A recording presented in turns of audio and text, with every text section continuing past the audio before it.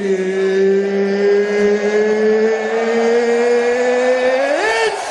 time!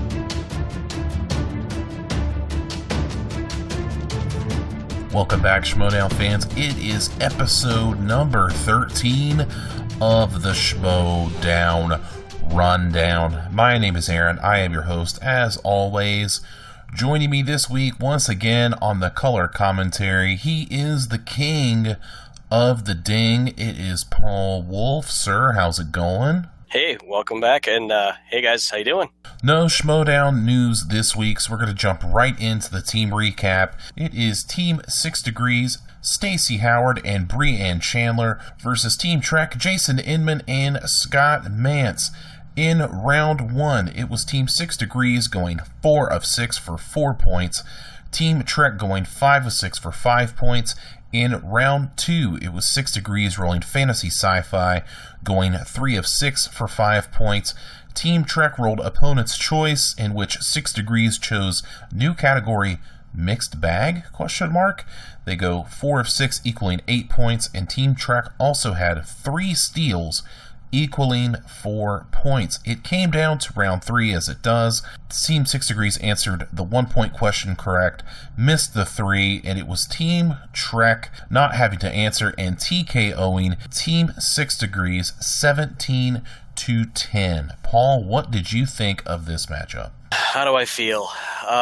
There's a lot of emotions that went into this. There's a lot of adjectives that I could use to describe what I watched. From everything from the promos to Kristian and Ace Ventura now doing the commentary, and we'll get to that later, to me completely falling head over heels for Breanne, not like I did before, but this time I'm on the Breanne train. Awesome. The intro. The intro. Let's just talk about that. The Wanger tee. I thought, oh, cool. They're paying tribute to them. No, they weren't. A little heel tactic in a way, just kind of digging at them for #musicals. That was, I put OMG next to that when I wrote that. That was unbelievable. Great touch. And just, I thought, out the gate it was going to be a barn burner with Breanne hitting 3 of 3, and then Jason only hitting 2 of 3. But then, we had Mance hitting it out of the park, going 3 for 3, with Stacy going 1 for 3, and so we had 5-4 in that first round. I thought, 5-4, here we go. And it was, again, nice to see the original team kind of back. Macuga bringing out the wheel, and I have a question mark next to Mixed Bag too, and then the words Skalicki. I actually DM coming right now. He's like, oh. Yeah, I actually contacted him as soon as that was up, and I'm like, Mixed Bag? He goes, yeah. As soon as I heard that, I went, shit. So, because again, look what was in that movie release dates and Star Trek. Who would have thought? So, and then, ironically enough, this first spin that 6 Degrees got was movie release dates. So again, I was, shocked to see that. I don't know if it was I don't know how they did it, but every category that either team hit was all like Team Trek strengths. It was insane. Sci-fi fantasy even for 6 Degrees, pulling that out. Just unbelievable. It's just, I couldn't believe it. I really couldn't.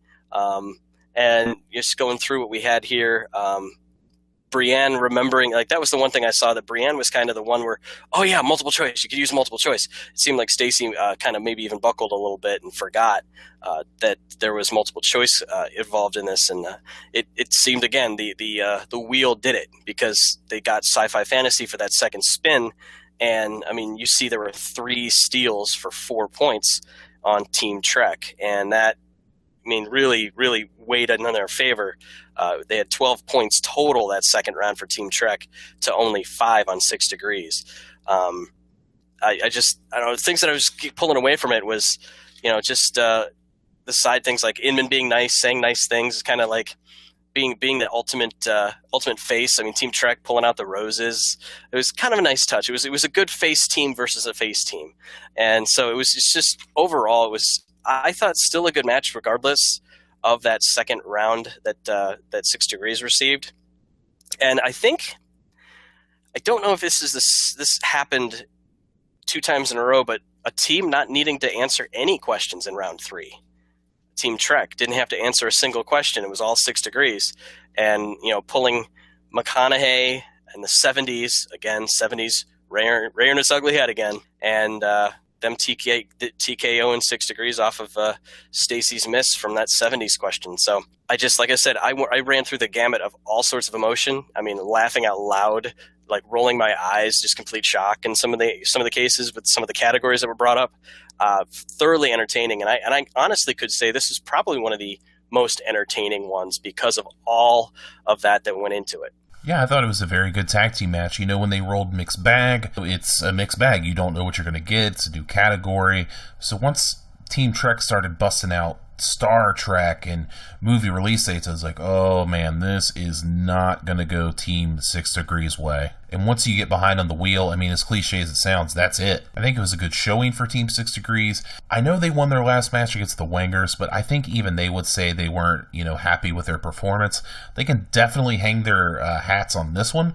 I thought it was a great performance. Shows that Team 6 Degrees could be a force in this league. And, it's a strong showing from Team Trek as well. Just want to hit a few bullet points. It was good to see the OG crew, like you said, Kristian and Mark on the commentary. Those guys great riffing together. And I want to take you guys behind the curtain for just a pinch. The dude might be a secret agent, but every time that I mention in this podcast the name Chris Skaliski, the dude will DM me and he will clarify anything that I ask, which is amazing.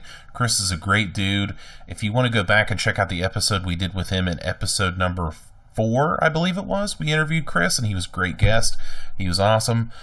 And he just clarifies everything. So as far as movie towns and movie places, he had nothing to do with it. We talked about it because I needed that clarification from last week. He had nothing to do with it, so he is off the hook for movie places and movie towns. That wasn't Skaliski's doing. Because this week, it changed from movie towns to movie places. And I don't know what that means. Very weird, very confusing category. Next week it could be movie topography, movie storefronts. I have no idea where it's going to go from here. Mixed bag, like I said earlier, was a category. I don't know what this is, but I rolled with it. It ended up being a pretty decent category. Paul, with all these different categories and movie towns, movie places, movie storefronts, where do you think we're going to go from here? Movie coordinates, movie domiciles, movie dwellings, movie stomping grounds. I don't know. Are they going to eventually, say, movie street corners? I mean, I don't know. It's movie. I don't know. I was just kind of joking around earlier, and maybe movie foods would be next. I mean, how specific can they get with it? And I understand, maybe it was a slip of the tongue, they mispronounced, or they didn't say the right one. But I mean, I do understand, and I talked about it last week, the fact that it's to challenge the competitors. They're getting the same categories. They are getting different questions. I don't think, again, we've had any repeats, which is amazing to hear this. There's no repeats that I can think of. And I know Frank will probably be right on the ball with that one. But, I mean, you have these new categories to spice things up because, again, they are getting the same things. I mean, we even saw it in the first round: animated, sci-fi fantasy, rom-com, action-adventure, Oscar, but then again we had places. So that was the newest one out of all of them, but we were seeing the same category. So I completely agree that, yeah, new categories need to come up. But I mean, I don't know how more specific they're going to get with some of these questions. Again, it's awesome to see that they're doing that, but again, I don't know what direction they're heading in this with these new categories. We're just playing around. We love the new categories. I don't want to make it sound like I'm a dick. I really enjoy the new categories. Just having a little fun. Interesting point at the end of the match in the post-match interview when Team 6 Degrees brought up that hashtag musicals wasn't even on the wheel, and that's one of their strengths. And I remember when we talked to Kristian in the interview, he had said when they put the wheel together and they put the questions together, they try to keep strengths of the team. It's kind of interesting that musicals wasn't in there. It wasn't a huge deal. I don't think it would have swung the match either way at that point, but it's just something of note that one of their strengths wasn't on there. Like when they played the Wangers previously, horror wasn't on there for Cobster and different things. was also announced in their post-match interview, Team 6 Degrees in 2017 will be taking on the Wolves of Steel, which is very interesting because last week we heard that Tough Beats was taking on the Wolves of Steel. So Paul, I want to get your thoughts on a possible matchup between 6 Degrees and the Wolves of Steel and Tough Beats and the Wolves of Steel. What do you got? Yeah, you know what? I think they smell the blood in the water. I think they see that they're not as advertised, and so they want to take on that team. And Stacy said that they're both 1-1. They both seem to have kind of the same strengths, the same type of style. And so, I mean, Brienne didn't like it, but Stacy said, you know, they're both the same record that they want to do it. And if I was, if it was me, the Tough Beats matchup with Wolves of Steel, I think Tough Beats would probably. I think it'd be more competitive if it was the 6 Degrees versus Wolves of Steel, opposed to the Tough Beats one. I think Tough Beats might actually kind of wipe the floor with them a little bit, the way that we saw how they did the first time. And granted, it was their first time, but how great they were, how their teamwork was, how they worked. I mean, they worked through every question, and they did a pretty nice job teamwork-wise, and they gelled really quickly. So I would love to see both. But again, I think because the hype was there, they thought they were going to be unbeatable. I think people see that there's a little kink there that they could possibly take them down. I don't want to take anything away from Team Trek Manson Inman. They played a great match, and they are on their way to the Spectacular to take on Team ETC, Ricky Haithberg, and Elliot Dewberry for a possible shot at the Tag Team Championships, currently held by John Roca and Matt Nost of Team Top 10. I won't speak for you, but I can say that some things we learned from this matchup. Team Trek looking pretty strong going forward. Team 6 Degrees, not going to be number one in the rankings, but they can be number one in our collective hearts. I think that they are going to be a good team going forward. It's nice to see them gel. Even in a loss, it seems like they performed very, very well. So let's jump into the singles match this week. It was the Harloff Revenge Tour, as it was number 6, Kristian Harloff, the boss, Darth Harloff Minor, call him whatever you will, versus the number 4 contender, the wild man, Josh Macuga. It went a little something like this. In round 1, Kristian Harloff got 3 of 6 for 3 points. Macuga, 4 of 6 for 4 points. Very interesting because Josh always gets to a slow start. Round 2, Kristian took Fantasy Sci-Fi, got all 4 questions for a perfect 8 points. Macuga had Action Adventure. He got 3 of 4 for 6 points. Kristian did have 1 steal, equaling 1 point in that round. Round 3, it was all or nothing for Macuga, and he got none of it, going 0 for 3 for no points.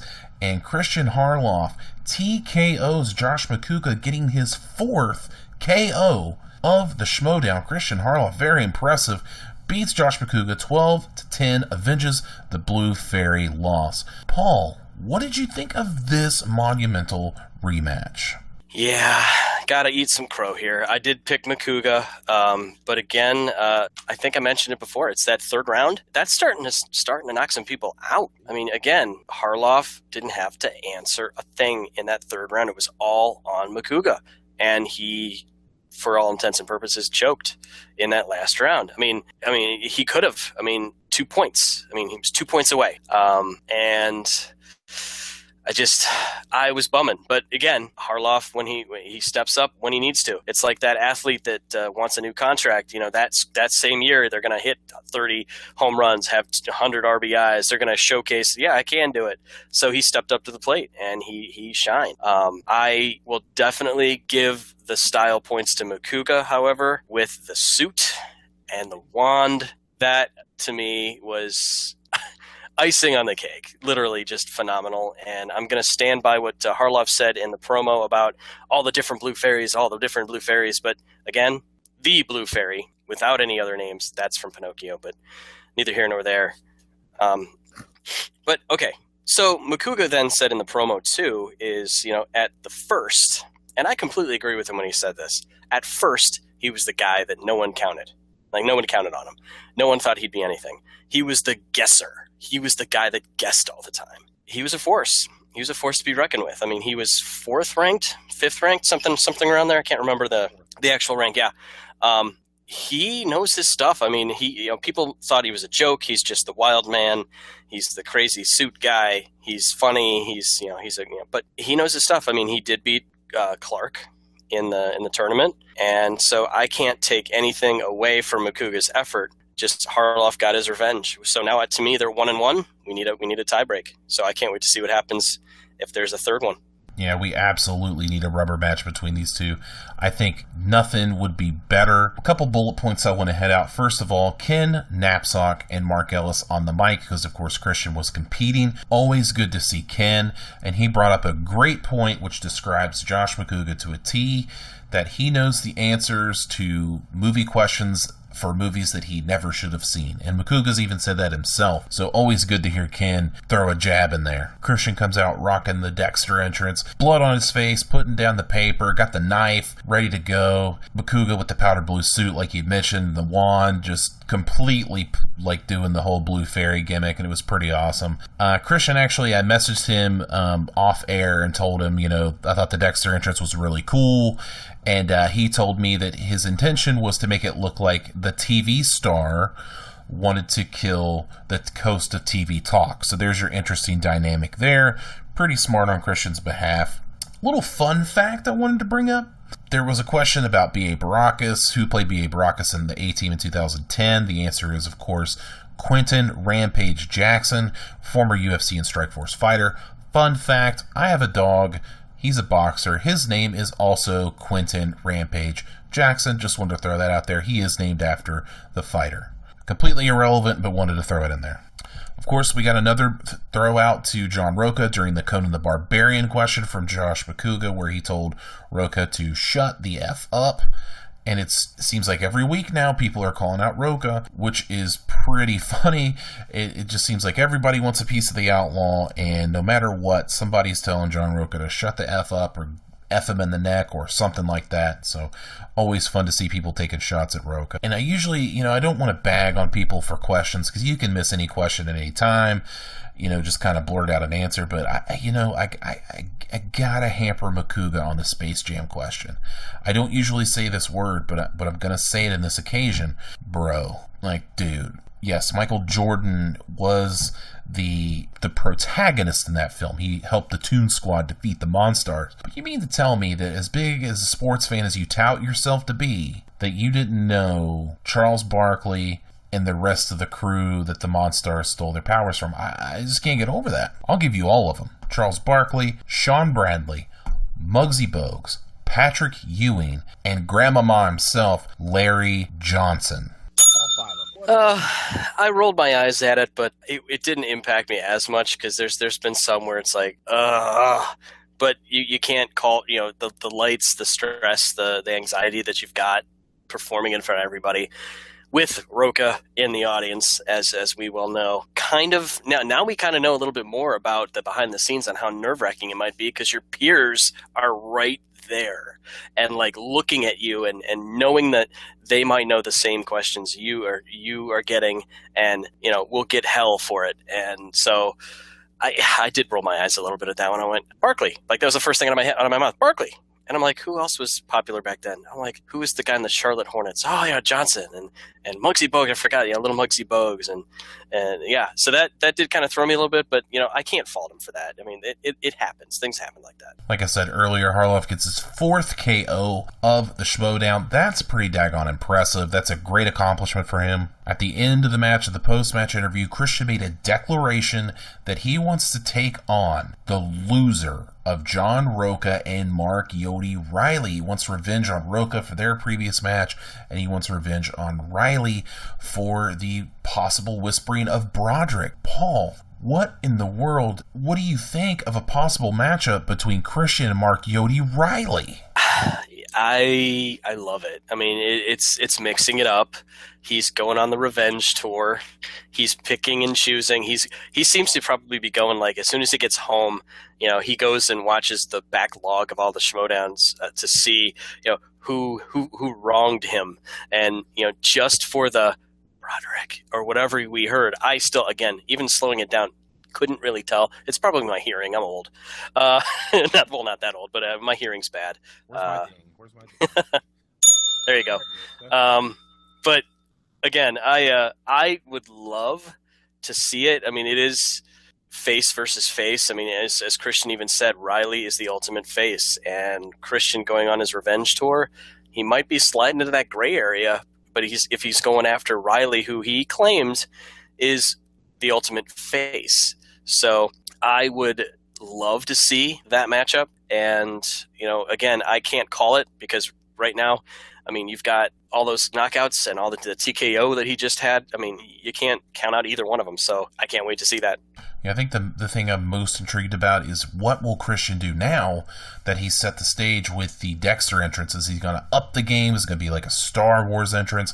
Is it going to be a play on since Mark Riley has the Superman shirt, will Kristian be the reverse Superman? Will it be even relevant at all? Just in case Mark Riley wins and he has to play John Roca, then none of this matters. But, will he come out with blood slides, doing the whole Dexter bit again? I think that's a big part of it. I want to see what Kristian does next with the theatrics. I hope it happens, but if we don't, and we get Harloff and Roca 2, I'm not going to complain about that at all. What a fantastic rematch that would be as well, so we win either way. There's one more piece. Josh Macuga, in his post-match interview, finally took the chance to call out Finstock, and he didn't just say, oh, I want to kind of take on Finstock. He wants to beat Finstock's ass. So what do you think of Macuga versus Finstock? Beat his ass. Beat his ass. Beat his ass. I mean, that's all. Like, I will be front row. I will be like, I will gladly just sit back and watch the destruction. I mean, Macuga's got it.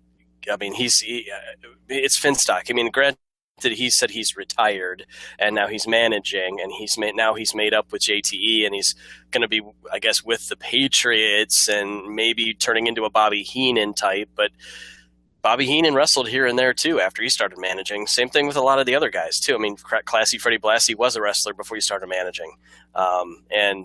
So we could see him, but knowing Finstock, he'll probably say no, or he'll say, on my time, or I get paid for this, or, so some heel tactic where he's going to bring that up, be like, yeah, we'll fight, but not now. I'll name the place, I'll name the time, and then kind of chicken his way out of it until he has no choice. And maybe they'll do a loser leaves town type of a match where you are officially retired from competing, and maybe that's the way Finstock finally gets out and no longer is within competition with the competitors who actually, kind of give a shit about the competition and movies and not just his own life and himself. Interesting prospect of a loser leaves town match. I always like a good gimmick. When we spoke with Finstock, he said that he was willing to take on Macuga, but he would prefer a specialty Schmoedown with like action films, sports movies, categories that would fit both of these guys. I think that's probably the route that we need to go, because even Finstock himself said if we get a bunch of Pixar movies, it's not going to be fun at all. I couldn't agree more. I think that's the way that it needs to be. Yeah, maybe they do like a testosterone themed like questions, Bad Boys and like action movies, Rambo and all that, like have that on the wheel, be like Stallone and all of the Van Damme and those types of like 80s action movies and go for that on the wheel. Maybe I could Finstock might have a chance if that's the theme. So that would be very cool to see that. But then maybe coupling that with the loser leaves town, that could be pretty cool to see. Got the stipulation, you got the gimmick. That's a great matchup possibility right there. I'm always going to be down for that. But let's put that away. We're going to be talking about the team preview this week. It is a super huge specialty matchup. Speaking of specialty matches, it is a Star Wars Schmoedown team matchup between the Force Bros, Sam Witwer and Freddie Prinze Jr. versus the Council with John Campea and Ken, don't call me Kenny Knapsack, for all the rights in Star Wars Galaxy. Paul, what do you think of this monumental Star Wars collision? I cannot wait for it. As much as a fan as I am of Star Wars, as bigger of a fan I am now because of my kids now getting into it and watching them liking it and getting all the stuff and getting the books and getting all the toys and stuff, my interest is way more peaked than it was. With Jedi Council, with everything now with Star Wars and watching Rebels 2 and knowing all of that backstories with Whitwer and Freddie Prinze Jr., I mean, you even mentioned it earlier with the other matches. I mean, the winner is going to be us. I mean, we are going to benefit from a insanely entertaining match, and I don't know what to expect. I don't know how the questions are going to be put together. Maybe we'll get movie places or Star Wars places in this one, and maybe we'll do something like that. I don't know how the questions are going to look. But again, I see it. I've seen Sam Witwer scratch the surface with some of the trivia he knows. He's been around a while. I mean, he's been around the universe a while. He knows his stuff. I do know Campia, and I know Knapsack do know theirs as well. We see them more. We don't see their knowledge as much, except if they're on Jedi Council. But again, it's hard to call. But I'm going to go with the Force Bros as the winners, and I don't see again. It's hard to predict now because that wheel is so bad, and then it's an unknown how the wheel's going to look. Heck, we don't even know if they're going to use it. That might be completely different rules for this one because it is a specialty match. So I'm still sticking with the Force Bros to win it, but again, I don't care because it's a one-off. It's one of those specialty matches, kind of like those dark matches or those matches that are like filmed in a different country that we hear about a title change, and then we hear something happens, and so then we see the video later on. But it's going to be completely entertaining. I cannot wait to see it, and that can't come fast enough. One player out of the four that interests me in this matchup is Ken Knapsack. It's been a while since we've seen Ken in the Schmoedown. We know Ken knows his stuff. If you've watched any Jedi Council, the live show, if you've seen Ken Knapsack on anything, he's generally talking either Star Wars or Game of Thrones. The guy knows his stuff. He's no joke. Campia knows his stuff. No joke. Whitwer and Prinze Jr., they're actors. They've been in the Star Wars universe with Rebels. Whitwer even further with the video games, being Starkiller and Force Unleashed. The dude's got all kinds of knowledge. He beat Freddie in the Schmoedown, which was predominantly Star Wars related questions. It's big time Star Wars right now. We got Rogue One, we've got the Catalyst book, we've got Force Awakens that just came out, we got Episode 8 on the horizon. Star Wars is big time. I think there's something to be said about being a fan. I know Whitwer and Prinze Jr. are the actors, but Ken and Campia breathe this stuff in and out every single day. They hang on every word of Star Wars. They know the canon. They know everything about it, and there's just something to be said for that. Do a lot of research. You see if certain roles call for being a paramedic, being a lawyer, being a doctor. In fact, the accountants, hearing Ben Affleck saying, researching the autism spectrum, they go elbow deep into the psyche of each role that they have. I get what you're saying about Whitwer and Freddie Prinze Jr. but Whitwer's jobs are Palpatine, and they have a rich history in the Star Wars universe. They have their hand in a lot, and in fact, because of the popularity of Darth Maul, I mean, he's now in Rebels, and so to research his feelings, to research the way he acts, he's got to know the backstories of many different characters on many different planets. And the same thing goes for Freddie Prinze Jr. So I kind of take it on that standpoint, is all of that research they had to do to get into their characters. I bet they got some more knowledge than the other two. I don't want to discount Freddie and Sam's knowledge. That's not what I'm trying to do. Let me give an example. Let me bring it back around here. Let me bring it full circle. Let's think of somebody like Kristian. So you have a guy that's a super fan that digs deep into the canon, reads everything, the books, the comics, Rebels, the whole deal, the whole gamut, the whole thing. He's a part of canon now. He's deep into the Star Wars universe. Would you think that maybe Kristian knows a little bit more than, say, Carrie Fisher? I would say that. Or even, dare I say, Harrison Ford. Probably so. And that's not a knock against those actors or anything, but there are fans that get so deep into this canon that it gives them an advantage. Yeah, and I can concur on that. In fact, I felt like I was the Captain America meme. I get that reference when I was watching Rogue One today because of what Kristian has let us hear about the books and like the backlogged canon that he that he goes over.